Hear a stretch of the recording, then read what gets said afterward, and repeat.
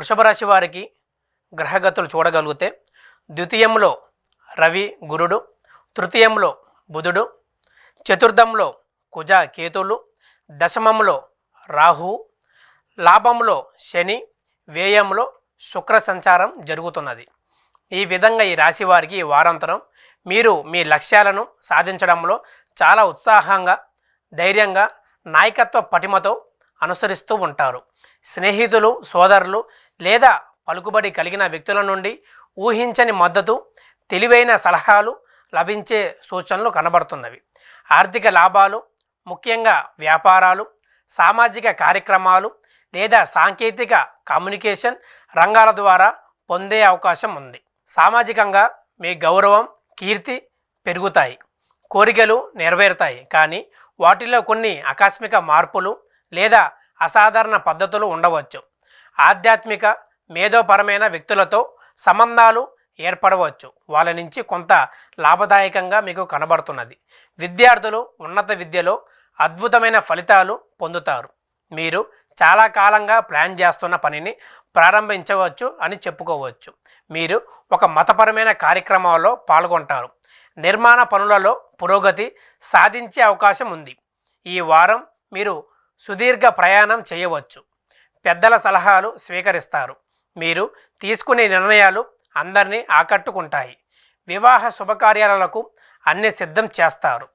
కొత్త కాలంగా ఎదురు చూస్తున్న ఆరోగ్య సమస్యల నుండి ఉపశమనం లభిస్తుంది.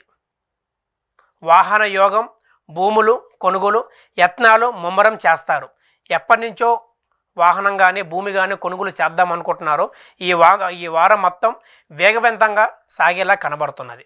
వ్యాపారంలో కూడా ఊహించని లాభాలు దక్కుతాయి. కొత్త వ్యాపారాలు ప్రారంభిస్తారు. ఉద్యోగులు కొత్త బాధ్యతలు సమర్థవంతంగా నిర్వహించి సహచరుల కంటే ముందుకు సాగుతారు. ఈ వారం ఈ వృషభ రాశి వారు చేయదగినవి: కొత్త వ్యాపారాలు ప్రారంభించడం, పరిశోధించి ఏదైనా ముందుకు సాగడం వంటి చెయ్యాలి. అది కూడా ధైర్యంగా, లోటు లేకుండా చేయటం మంచిది. మీ లక్ష్యాల వైపు దూసుకుపోవటం, ఆర్థిక లావాదేవీలు ఆలోచించి 1-2 సార్లు ఖర్చు పెట్టడం మంచిది. సామాజిక కార్యక్రమాలలో నాయకత్వ లక్షణాలు కనబడుతున్నవి.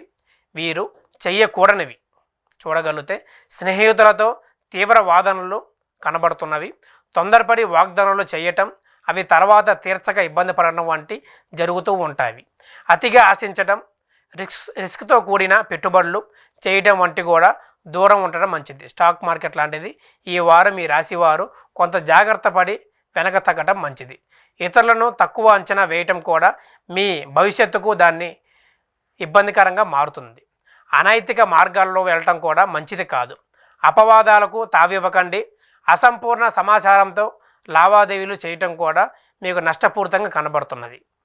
వీరికి చెప్పదగిన సూచన: లక్ష్మీ నరసింహస్వామి కరావలభం పఠించడం వలన అష్ట ఐశ్వర్యం, సంపద, ఆరోగ్యం మంచిగా ప్రాప్తి కలుగుతున్నది.